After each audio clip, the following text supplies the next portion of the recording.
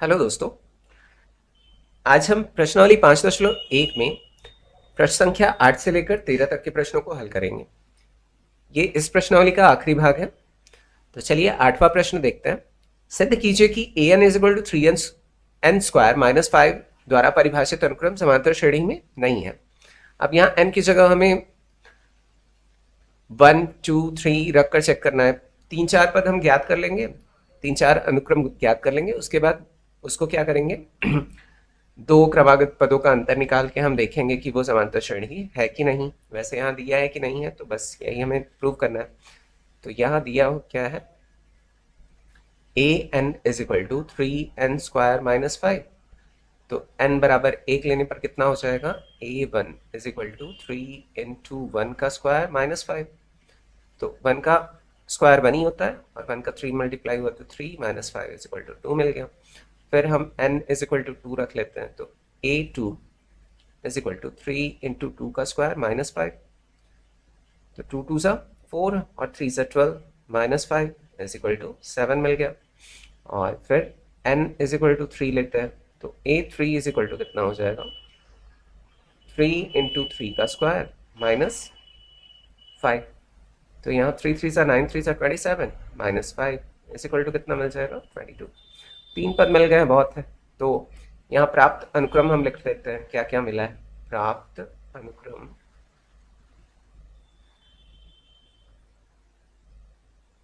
मिला है -2। सॉरी, यहाँ -2 मिलेगा क्योंकि माइनस वाला बड़ा है। तो -2 पहला हो गया, कॉमा 7, कॉमा 22। अब यहाँ से ये a1 है, a2 है और ये a3 है।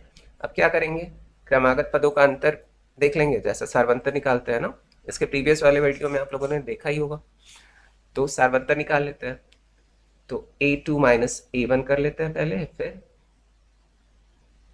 a3 - a2 कर लेते हैं। देखते हैं बराबर आ जाए तो क्या होगा, ये समांतर श्रेणी होगा।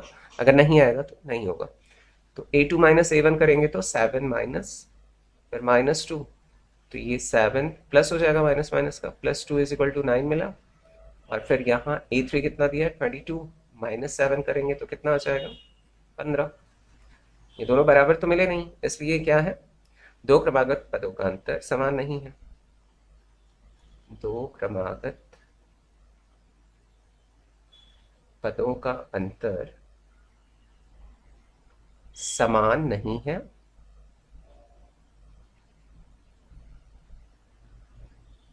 इसलिए ए एन बराबर 3n² - 5 द्वारा परिभाषित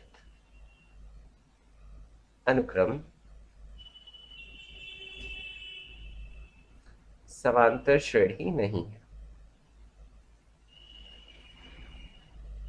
समांतर श्रेणी नहीं है, बस इतना ही करना है हमें। अब चलिए इसका अगला प्रश्न देखते हैं, जो कि है 9वां। अब यहाँ देखिए सेम वही क्वेश्चन है। सिद्ध कीजिए कि A N is equal to 2n² + 1 द्वारा परिभाषित अनुक्रम समांतर श्रेणी में नहीं है। सेम वैसा ही करना है, इसलिए इसे मैंने क्या कर दिया, आप लोगों के लिए होमवर्क रख दिया है। सेम वैसा ही आप लोग हल करके फिर बताइएगा कमेंट में कि आप लोगों का आंसर आया कि नहीं आया। तो चलिए फिर 10th वाला क्वेश्चन देख लेते हैं। अगला प्रश्न है, सिद्ध कीजिए कि nवें पद 3 + n/4, 3 + n पूरे पे अपॉन 4 है, द्वारा परिभाषित अनुक्रम समांतर श्रेणी में है तथा इसका सारवंतर भी ज्ञात कीजिए। तो सेम वैसा ही क्वेश्चन है जैसे प्रीवियस हमने लगाया था, इसमें थोड़े चेंजेस कर दिया है। वो क्या है, nवां पद दे दिया है यहाँ पे, बस यही है। तो इसे भी हल करते हैं। दिया है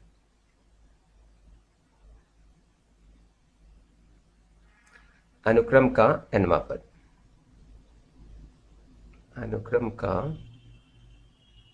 nवां पद बराबर 3 + n/4, या हम इसे ऐसे भी लिख सकते हैं, ए एन इज इक्वल टू, ए nवां पद कितना है, 3 + n/4।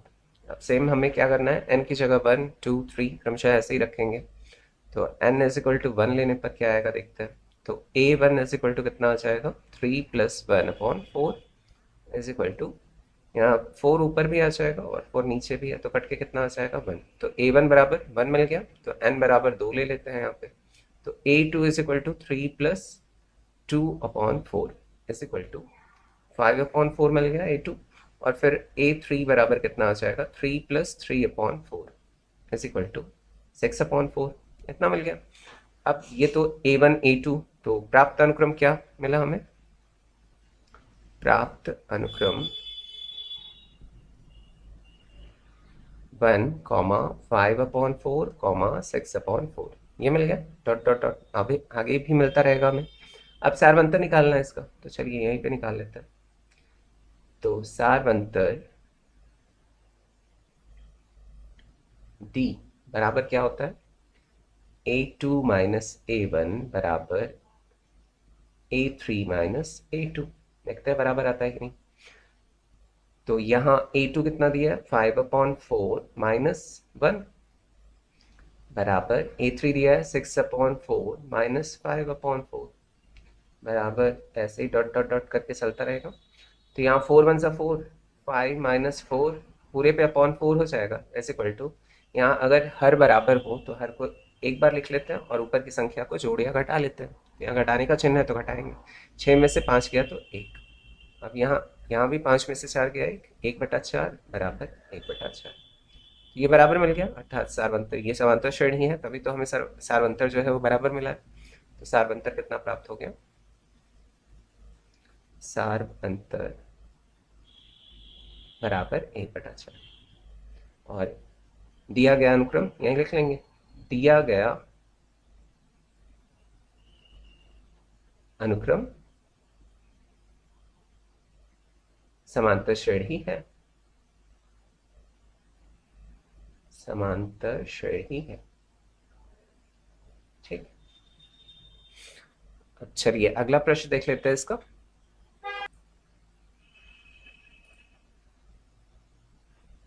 अगला प्रश्न है समांतर श्रेणी a plus B comma A plus B plus A plus 1 plus B comma A plus 1 फिर प्लस बी प्लस 1 के अगले 3 पद ज्ञात कीजिए। तो इसमें हमें अगला 3 पद ज्ञात करना है। तो ये किस प्रकार से ज्ञात करेंगे हम? पहले तो हमें प्रथम पद इसका ज्ञात होना चाहिए और सारवंतर ज्ञात होना चाहिए। प्रथम पद a को बोलते हैं और सारवंतर d को। तो इसी प्रकार से हम a plus D, A plus 2d, A plus 3d करके जितने भी बचे हुए होते हैं हम सारे ज्ञात कर सकते हैं, है ना। तो वही काम हमें करना है। तो सबसे पहले क्या दिया हुआ है ये नोट कर लेते हैं। समांतर श्रेणी, समांतर श्रेणी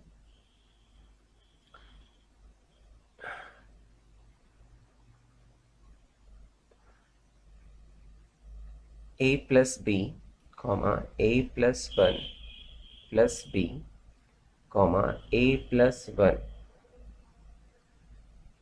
प्लस बी प्लस 1। ये बस कुछ नहीं है, इसे ऐसे भी लिख सकते हैं a प्लस बी प्लस 2, है ना। ये बस ब्रैकेट अलग अलग करके थोड़ा सा बदल के दे दिया है। यहाँ भी क्या लिख सकते हैं a प्लस बी प्लस 1। ठीक, तो a को अलग रख लिया, यहाँ पे b को अलग रख लिया और कुछ भी बात नहीं। ठीक, डॉट डॉट डॉट। तो यहाँ से ये अगर हम देखना चाहें तो ये है a ना, ये क्या है a प्लस डी है ना। और ये क्या है a प्लस 2d है और ये क्या है यही a प्लस 2d तक है ना। 3 ही तो दिया है, तो 3 तक दिया है। अब हमें और आगे क्या पता करना है? अगले 3 पद। तो अगले 3 पद क्या होंगे? वो a plus 3d, a plus 4d और a प्लस 5d, यही 3 पद हमें ज्ञात करने रहेंगे। तो ये स्टार्टिंग में ही मैंने बता दिया। चलिए अब इसे हल करते हैं। सबसे पहले हमें क्या पता होना चाहिए? इसका प्रथम पद। तो प्रथम पद क्या दिया है? a। तो a बराबर कितना दिया है? a plus B. यहाँ चाहे तो लिख भी सकते हैं प्रथम पद a is equal to a plus B. और फिर सारवंतर हमें पता होना चाहिए। तो सारवंतर इज इक्वल टू क्या होता है?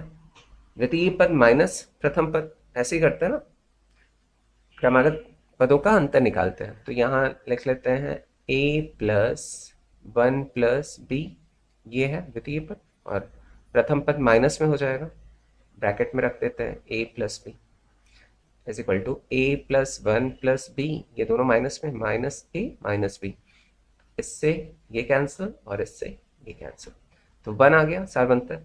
तो बस इतना ही चाहिए हमें। तो चलिए यहाँ रख लेते हैं हम।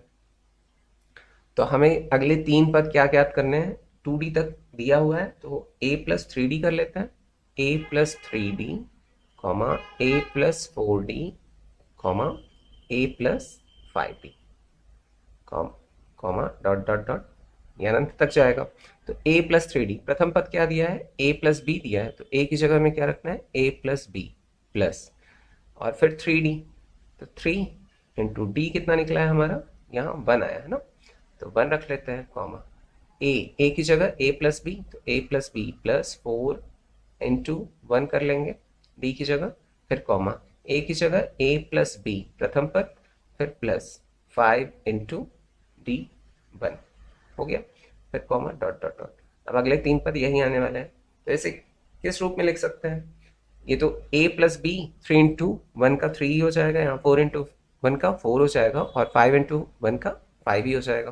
तो इसे हम लिख सकते हैं a+2 अलग कर लिया यहाँ से प्लस b+1। ठीक, फिर इसे कैसे लिख सकते हैं, a+2 अगर a में 2 जोड़ लिया तो b के लिए 2 बच गया। एक पैटर्न फॉलो हो रहा है यहाँ पे, a+b दिया है, फिर a+1 प्लस b दिया है, फिर a+1 फिर b+1। अब यहाँ a+2 फिर b+1 रिपीट हो रहा है। ठीक, फिर a+2 रिपीट हो रहा है तो b+2 हो गया यहाँ पे। ठीक, फिर आगे इसे भी ऐसे लिख सकते हैं, या इतने पर ही छोड़ सकते हैं, कोई प्रॉब्लम नहीं है, या इस प्रकार भी लिख सकते हैं a+3। अब एक बार फिर क्या, b रिपीट होगा plus b+2 comma dot dot dot. तो ये हो गया इसका आंसर। ठीक, चलिए अब अगला प्रश्न देख लेते हैं जो कि है 12वां। 12वां दिया है, किसी अनुक्रम की संख्याओं की सूची निम्न सूत्रों द्वारा परिभाषित हो तो जांच कीजिए कि क्या समांतर श्रेणी है, तर्क दीजिए। अब यहाँ मैं 3 प्रश्नों को हल कर देता हूँ सेम वैसे ही। तो यहाँ तर्क भी देना है कि समांतर श्रेणी होगा कि नहीं। तो हम क्या करेंगे, अनुक्रम निकाल लेंगे इनके बारी बारी से 1 2 3 करके, उसके बाद वो अगर है तो हो जाएगा, अगर अर्थात उनके क्रमागत पदों का अंतर जो आता है वो बराबर होगा तो क्या हो जाएगा, ये समांतर श्रेणी हो जाएगा। तो T1 ले लेते हैं पहले, तो T1 इज इक्वल टू कितना हो जाएगा, 5 + 6 इंटू 1 इज इक्वल टू 6 5 11 आ गया। फिर T2 ले लेते हैं, तो 5 + 6 इंटू 2 12, 12 और 5 17 17 आ गया। फिर T3 ले लेते हैं, 3 पद काफ़ी हैं, तो 5 + 6 इंटू 3 ले लेते हैं, तो 18 18 और 5 23। तो अब निकाल लेंगे क्या, हम सारवंतर निकाल लेते हैं या क्रमागत पदों का अंतर निकाल लेते हैं। तो a2 माइनस a1 फिर a3 माइनस a2 कर लेते हैं। तो यहाँ से क्या मिल जाएगा, 17 माइनस 11 बराबर 6 और फिर 23 माइनस 17 बराबर भी 6 आ रहा है, अर्थात ये क्या है, समांतर श्रेणी है। अतः सारवंतर समान है, तर्क देना है ना, सारवंतर या क्रमागत पदों का अंतर समान है, तो समान है इसीलिए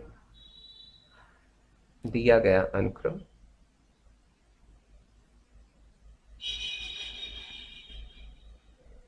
समांतर श्रेणी है। तो सब में यही करना है, तो मैं डायरेक्ट लिख दे रहा हूँ आगे के क्वेश्चंस को, आप लोग खुद से लिख लीजिएगा, अनुक्रम समांतर श्रेणी है, बस इतना ही लिखना था। फिर यहाँ भी वही करेंगे, T1 is equal to 3 into 1 minus 2, तो 3 1 3 माइनस 2 करेंगे 1 आ जाएगा। फिर T2 is equal to 3 into 2 minus 2, 3 2 6 में से 2 गया तो 4। फिर T3 is equal to 3 into 3 minus 2, 3 3 9 2 7 इतना आ गया।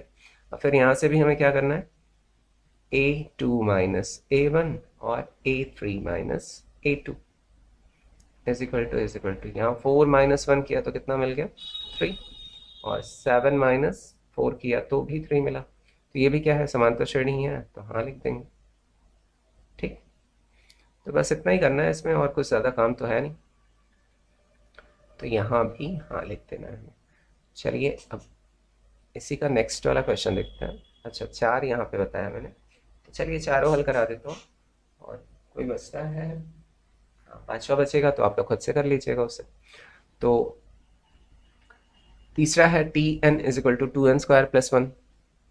तो t1 is equal to 2 into 1 का स्क्वायर प्लस 1। तो 1 का स्क्वायर 1 ही होगा और 2 1 सा 2 हो जाएगा।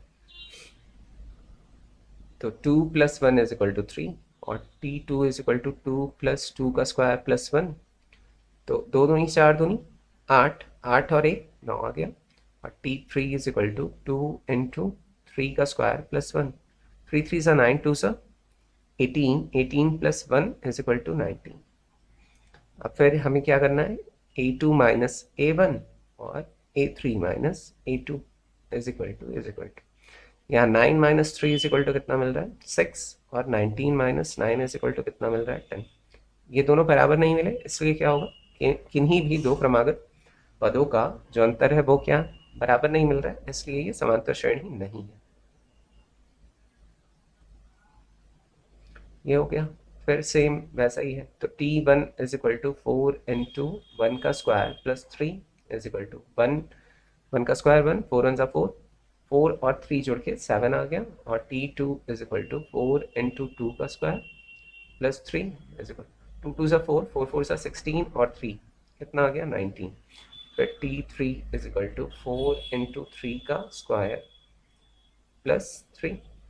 तो 3 3 सा 9 और 3 3 सा 9, 4 सा 36 और 3 39 कितना आ गया। अब फिर इसका भी अंतर निकाल लेते हैं हम, a2 minus a1, a3 minus a2। तो यहाँ 19 में से 7 को निकाल दिया तो कितना बचा 12। और 39 में से अगर 19 को निकाला तो कितना बच गया 20। तो ये भी अंतर बराबर नहीं आ रहा है, इसलिए क्या है समांतर श्रेणी नहीं है। अब इसका नेक्स्ट क्वेश्चन ये आप लोगों के लिए होमवर्क रहेगा, कर लीजिएगा, बहुत ही सिंपल क्वेश्चन है। ठीक है, तो बताइएगा कमेंट करके। वैसे आप लोग कमेंट करते नहीं हैं और ना ही लाइक ही करते हैं, आप लोग जल्दी से वीडियो देखते हैं उसके बाद चले जाते हैं। तो अगर वीडियो पसंद आया करे तो लाइक ज़रूर किया करिए।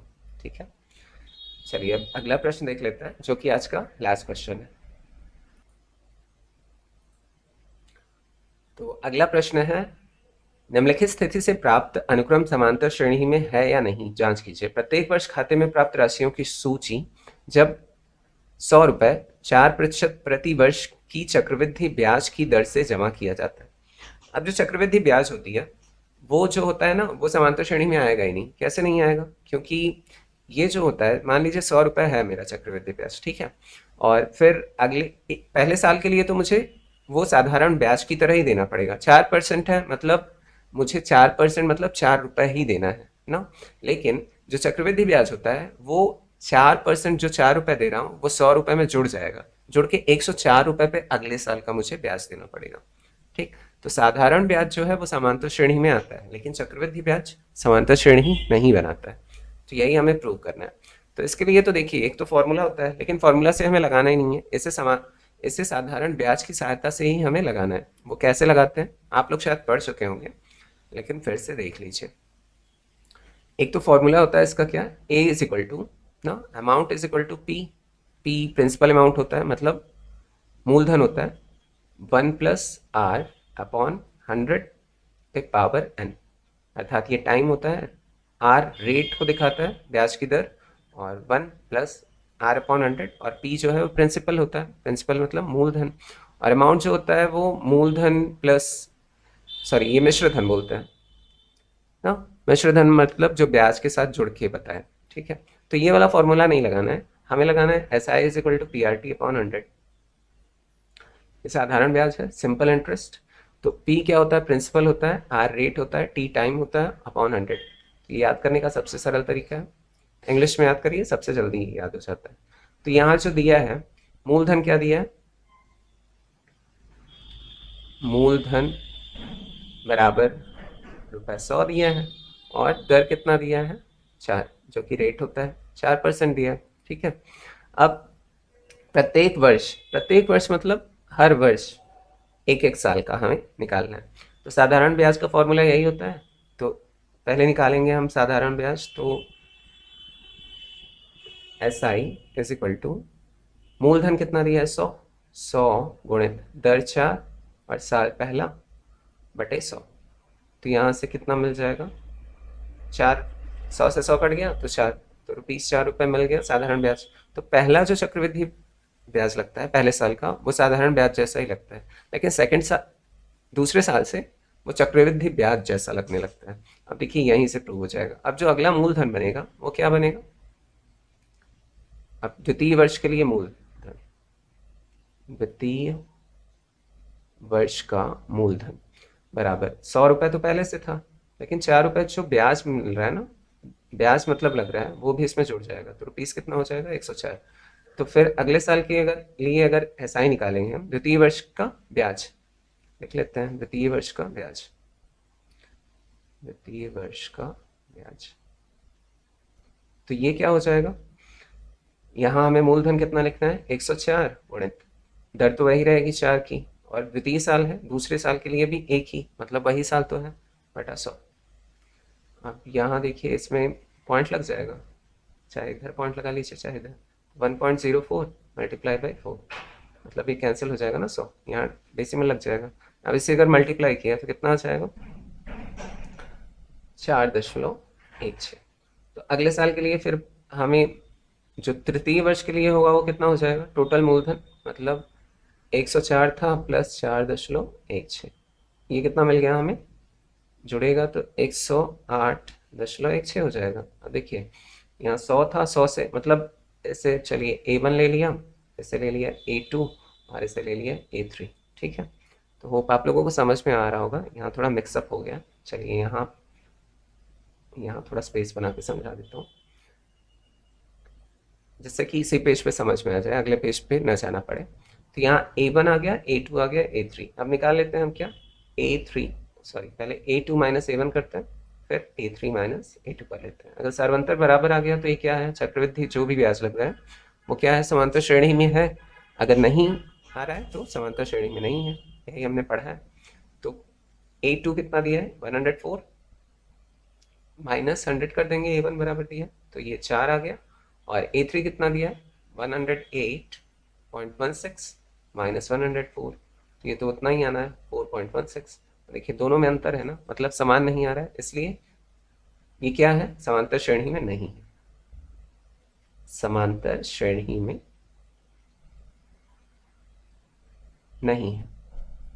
हाँ, एक बात और बतानी थी आप लोगों से कि अगर आप लोगों को वीडियो धुंधला दिख रहा है तो आप लोग 360p पे उसे देखिए तो एकदम क्लियर दिखेगा। अब रेजोल्यूशन का पता नहीं क्या मैटर है, मैं तो बढ़िया रेजोल्यूशन पे से अपलोड करता हूँ, लेकिन 360p ही दिखाता है, 240 दिखाता नहीं है, 144 दिखाता है, और अधिकतर वीडियो में 240 ही दिखाता है। तो आप लोग बेस्ट रेजोल्यूशन के लिए, अच्छे से देखने के लिए 360p पे ही देखिए, ठीक है। तो और शेयर तो ज़रूर से करिए, अगर आप लोगों को वीडियो पसंद आता है तो आप लोग लाइक भी करिए और कमेंट भी किया करिए, ठीक है। तो चलिए फिर मिलते हैं नेक्स्ट वीडियो में। Thanks for watching video, take care, bye bye.